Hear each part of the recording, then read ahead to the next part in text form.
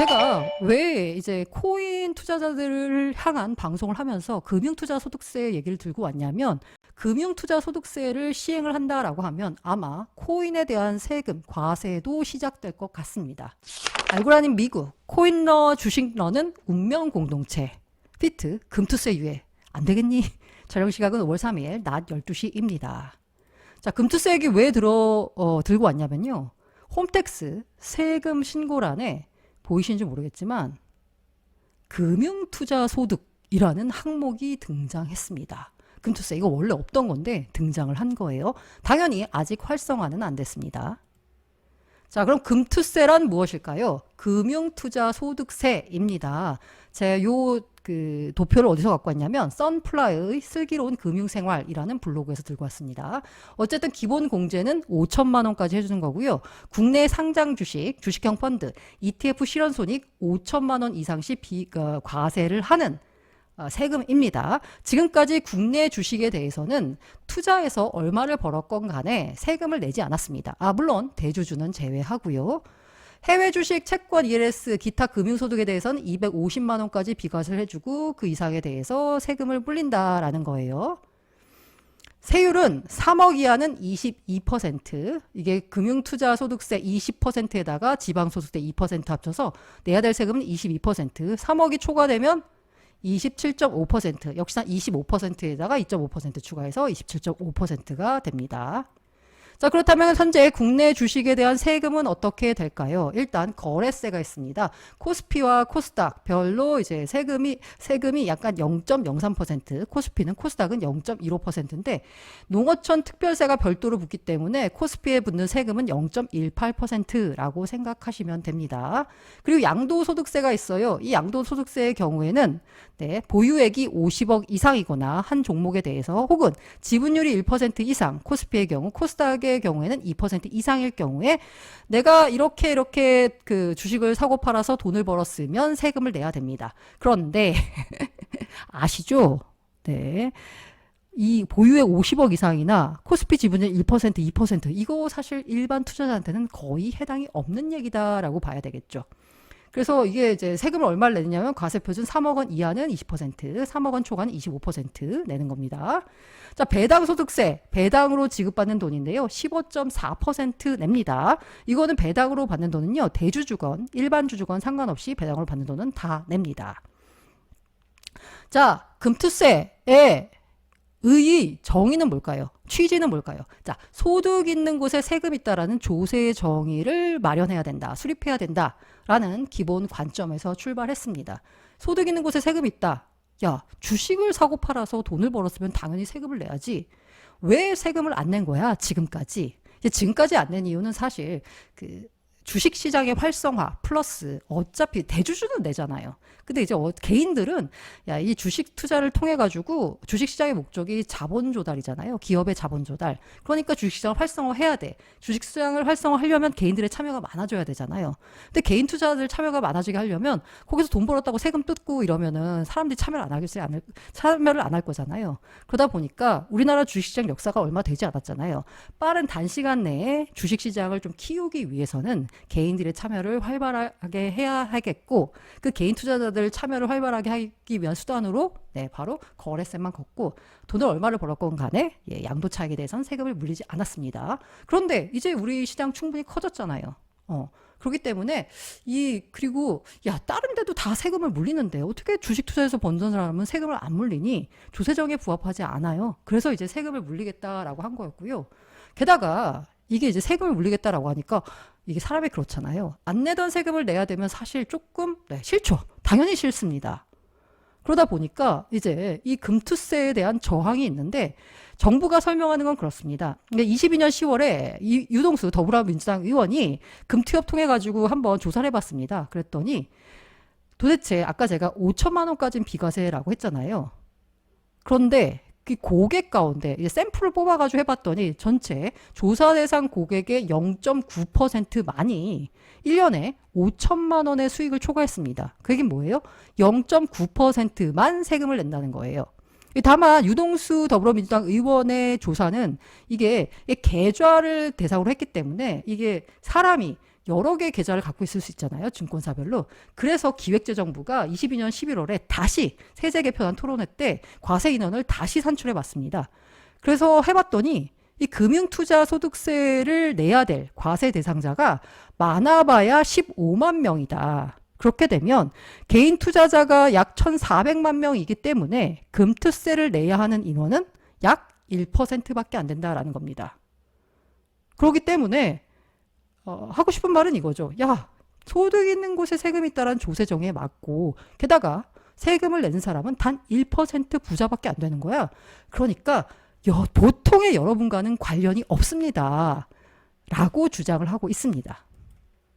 게다가 이 전문가들의 의견은 뭐냐면 이 금융투자소득세라는 걸 도입을 하면서 같이 도입한 제도가 있어요. 결손금 2월 공제입니다. 손익통산과 현행세법에서는 수년간 손실을 입더라도 그 해 이익이 발생하면 세금을 내야 됩니다.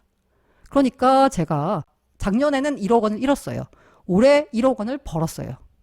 그러면 1억 원 벌었으니까 5천만 원 비과세 되고 내가 번 5천만 원에 대해서 세금을 내야 되잖아요. 그런데 작년에는 1억 원 잃었으니까 작년에 잃었던 1억 원을 올해 번 걸로 까주는 거예요. 그렇기 때문에 금투세가 도입하면 그에 발생한 손실 금액을 향후 5년간 2월에 소득 금액에서 차감할 수 있습니다.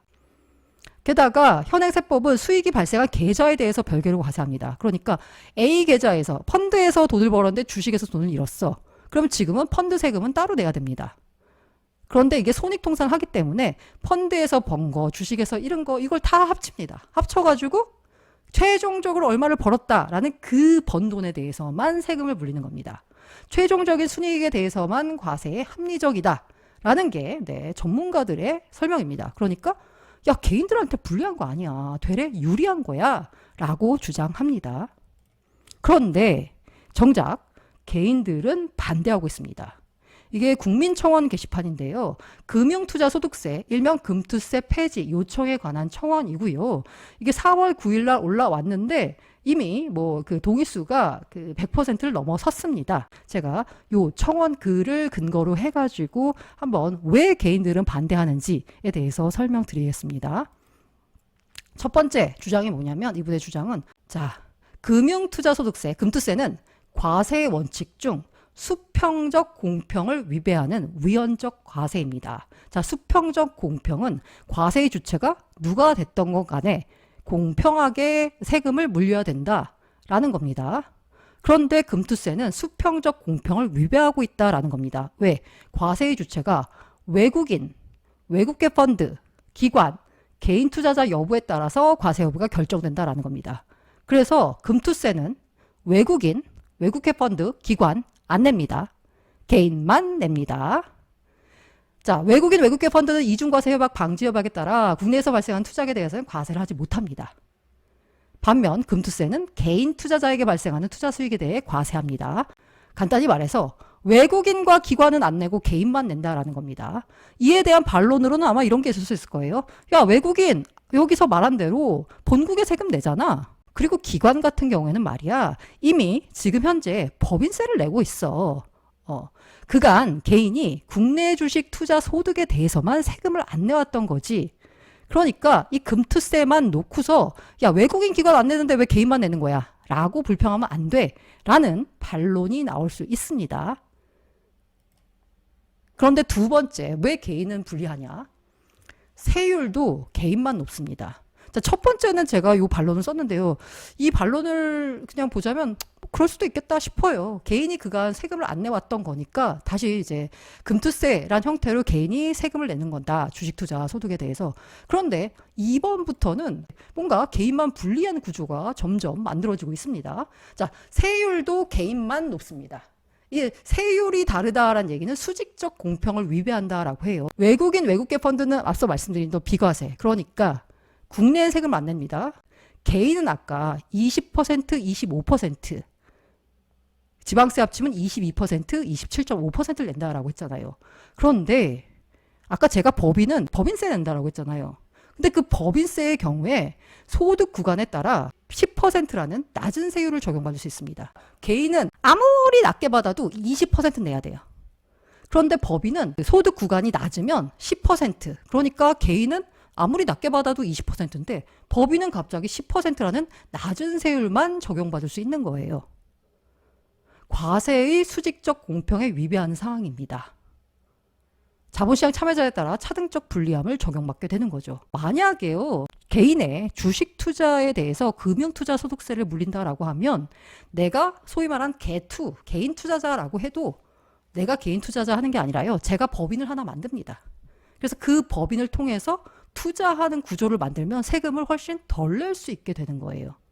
세율도 개인만 높은 구조가 만들어지는 거죠.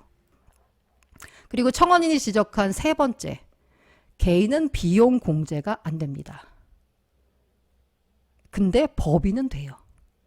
자, 주식 투자에 따른 비용 공제가 되지 않는 불합리한 세금입니다. 개인에게는 5천만 원 공제해주고 있습니다. 야, 5천만 원 해주잖아 라고 주장할 수 있어요, 정부 입장에서는. 하지만 이러한 소득공제는 얼마든지 입법으로 축소 변경 가능하고, 어쨌든 이제 점차 축소한다라고 하는데 요거는 뭐 그냥 차치하고서라도 개인은 주식 투자와 관련하여 발생하는 비용은 전혀 공제받지 못하는 상황이 발생합니다. 반면 법인이나 기관의 경우 주식 투자와 관련된 비용은 모두 손금 산입이 가능합니다. 이게 무슨 얘기냐? 예를 들어서 제가 어디 이제 펀드 매니저예요. 기업과 관련된 정보를 얻기 위해서 어떤 A 기업 임원과 밥을 먹었습니다. 자, 밥을 먹어서 10만 원을 썼어요, 제가 밥값으로. 그러면 그 밥값을 제가 법인카드로 썼습니다. 요거는 이 법인을 운영하는 데 들어간 비용입니다. 주식 투자를 위해서, 야, 임원과 밥을 먹어서 내가 그 기업에 대한 정보를 이제 받으면 되는 거잖아. 그러니까 그거를 비용으로 처리하는 겁니다. 그래서 만약에 예를 들어서 이렇게 해서 주식 투자를 통해 가지고 10억을 벌었다고 치면 비용을 이러저러 저러저러 해가지고 한 8억쯤을 떨어내는 거예요. 그러면 번 돈은 2억만 남게 되죠. 게다가 이렇게 2억만 남을 때 이게 만약에 법인이다라고 하면 앞서 말씀드린 대로 법인 역시 그 금액에 따라서 세율이 최저 10%까지 받을 수 있거든요. 그러니까 돈을 벌어도 비용을 어떻게든 많이 떨어내가지고 최저 세율에 맞춰서 돈을 벌었다라고 하면 개인보다도 훨씬 더 적게 세금을 내는 구조가 만들어집니다. 개인 투자자에게는 자본시장 참여를 불리하게 만드는 불공평한 과세 체계입니다. 그러다 보니까 제가 개투예요. 개인 투자자면 그냥 법인 만들어서 해야 되는 거예요. 이제 그런 구조가 더 좋게 되는 구조가 돼버린 겁니다. 자, 그리고 네 번째가 바로 이겁니다. 지금도 국장 탈출은 지능순이라는 말이 돌고 있죠. 그런데 세금까지 만약에 똑같이 낸다라고 하면 그게 지금 현재 세금을, 양도 차익에 대해서 세금을 안 내는 건 국내 주식에 투자한 경우입니다. 혹은 국내 주식 펀드에 투자한 경우고요. 누가 국장에 남겠습니까? 소가 누가 키우지? 라고 제가 소는 누가 키우지? 라는 말씀을 여기다 써놨는데, 이게 뭐냐? 주식시장의 목적이 뭔가요? 기업의 자본 조달 창구로 활용하겠다라는 거잖아요.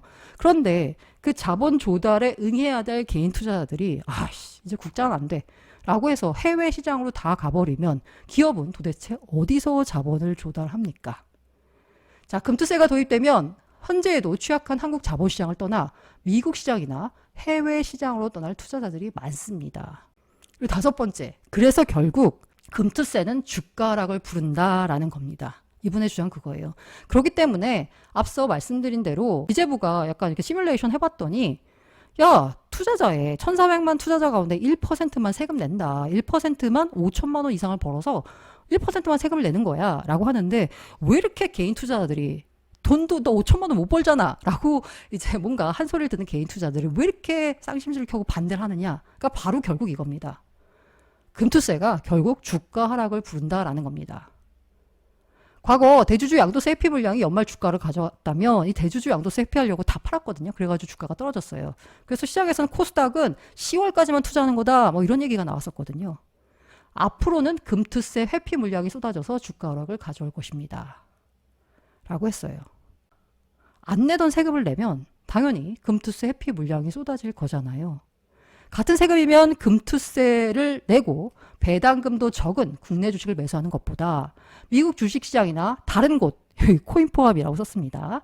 투자금을 배분하게 될 것이고 결국 국내 시장에 자금이 분산되지 않을까 우려되는 것도 사실입니다. 라고 했어요. 여기서 이제 이분이 걱정하시는 게 이른바 서학개미, 야, 국장은 안 돼. 미장으로 가야지. 라고 하는 것 플러스 코인으로도 갈 거다. 이게 야, 세금까지 물리면, 야, 결국 코인으로 가는 거 아니냐. 근데 이제 사실 코인도 세금 내게 됐거든요. 만약에 아마 금투세를 이제 유예가 안 되면 사실 코인 시장의 양도 차익에 물리는 세금도 더 이상 유예해 줄 수 있는 명분이 없습니다. 아마 그래서 코인도 세금을 내게 될 거예요. 그런데 어차피 똑같이 세금 낸다라고 하는 그 시작 출발선이 같다라고 하면 그냥 조건만, 투자를 통해서 내가 돈을 벌 수 있는 조건만 고려하게 되는 거잖아요. 그러면 굳이 국장에 나올 필요가 있어? 미장을 가거나 아니면 코인을 하는 거지. 라고 이제 걱정을 하는 거죠. 그래서 국내 주식시장 하락할 거다라는 건데, 네, 맞습니다. 사실 코인이 중독성이 크긴 합니다. 제가 짤 하나 갖고 왔는데요. 네, 이거 타짜에서 보시던 짤이죠. 아저씨 이거 받고 다시 코인 하지 마. 알겠지? 라고 했더니 그럼 내가 다시 코인 하면 사는 새끼가 아니야. 고마워 라고 했는데 바로 우리 정마담한테 가가지고 이더리움 하시겠어요? 리플로 하시겠어요? 아무거나 줘. 떡상 가자를 외치고 있습니다. 코인이 중독성이 크긴 하기 때문에 만약에 그 국장에 세금을 물리기 시작한다라고 하면 자금이 빠져나올까 우려되는 건 사실입니다. 아, 그럼 진짜 주가 하락 되는 거야? 야, 그거는 가정에 불과한 거잖아. 라고 이제 말씀하실 분들이 있을 텐데, 이 주장은 이렇습니다. 대만꼴 나고 싶냐라는 겁니다. 이 대표적으로 대만 증시거든요. 89년에 대만 정부가 주식 수익에 대해서 최대 50% 세금을 부과하기로 하자 대만 지수가 곤두박질 쳤습니다. 그런데 정부 쪽에서는 뭐 일본도 있어. 그건 대만의 특수한 상황이었고 뭔가 정치하게 세금 제도를 마련하지 못한 대만 증시의 특이성인 거지. 아니야. 일본은 53년에 폐지했던 소득세를 89년부터 재도입했습니다. 그리고 증권 거래세를 인하했습니다. 우리도 목표는 그거예요. 거래세를 낮추는 겁니다. 시장 충격과 조세 저항을 최소화했다라는 겁니다.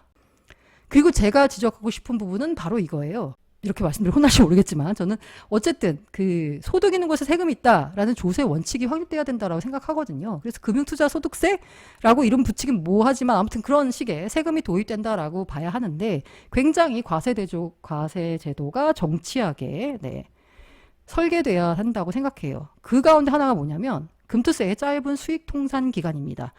지금 단기 투자를 오히려 금투세 도입이 부추기는 결과를 낳을 수 있습니다. 사실 해외와 직접 비교가 어렵지만요. 지금 설계된 금투세 제도가 단기 투자를 부추기는 건 사실이거든요.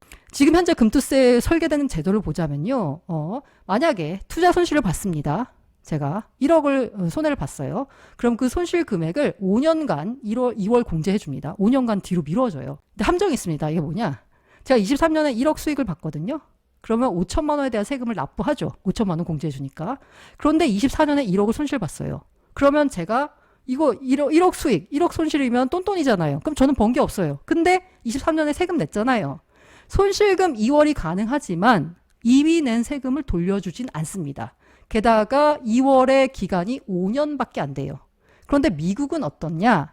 투자 손실이 나면 그 전에 냈던 세금 2년치를 돌려받을 수 있습니다. 여기에다가 2년치보다 손실이 더 커. 그럼 어떻게 되냐? 20년간 손실을 커버할 만큼의 투자 수익을 거두기 전까지는 세금을 안 내도 됩니다. 20년을 2월 공제해 주는 거예요. 미국은. 그런데 우리는 5년밖에 안 되는 거예요. 게다가 우리는 이미 냈던 세금을 돌려받을 수는 없어요. 근데 미국은 돌려줍니다. 한국과 비교하면 낸 세금 돌려주고 손실금 2월도 5년이 아닌 20년입니다. 장기 투자하라 라고 말은 그렇게 하면서 세금 설계는 단기 투자로 설계를 한 거죠. 자, 제가 왜 이제 코인 투자자들을 향한 방송을 하면서 금융투자 소득세 얘기를 들고 왔냐면 사실 코인 하시는 분들 중에 주식을 하는 분들도 많기 때문이기도 하고요. 그리고 바로 이겁니다. 금융투자 소득세를 시행을 한다라고 하면 아마 코인에 대한 세금, 과세도 시작될 것 같습니다. 다 아시겠지만 국민의힘이 지고 더불어민주당이 집권을 했습니다. 그렇기 때문에 금투세나 가상자산 관련된 과세 제도가 국민의힘보다는 더불어민주당 쪽의 안이 채택될 확률이 큽니다. 물론 요 가운데쯤에서 결정될 수도 있지만 어쨌든 이쪽으로 좀 기울겠죠. 금투세에 관련돼서 더불어민주당은 여기 국민의힘은 심지어 폐지를 약속을 했는데 더불어민주당은 무슨 소리야? 예정대로 시행하겠다라는 겁니다. 내년부터. 그래서 이 중간에서 정부가 들고 온 안이 2년 유예였거든요. 근데 이에 대해서도 민주당 쪽은 아니다. 예정대로 시행해야 된다라고 주장을 하고 있습니다. 그러면 더불어민주당의 주장이 채택이 된다라고 하면 당연히 내년부터 시행이 되는 거거든요. 내년부터 벌어들인 소득에 대해서 내후년에 아마 종합소득세를 낼 때 세금을 내게 될 겁니다. 그렇게 되면 코인의 경우에는 국민의힘 같은 경우에는 연기였습니다. 그런데 더불어민주당은 가상자산 공제한도 5천만 원 상향입니다. 지금은 250만 원이에요, 코인은. 그런데 5천만 원으로 올리자라는 게 더불어민주당 주장이었으니까 이 공약에서 후퇴하지 않는다라고 하면 예정대로 아마 코인도 내년부터 벌어들인 소득에 대해서는 세금을 내후년에 내야 될 것 같습니다. 대신 공제한도가 250만 원에서 5천만 원으로 상향될 것 같고요. 그렇기 때문에 올해 많이 버셔가지고 꼭 졸업하시길 바라볼 뿐입니다.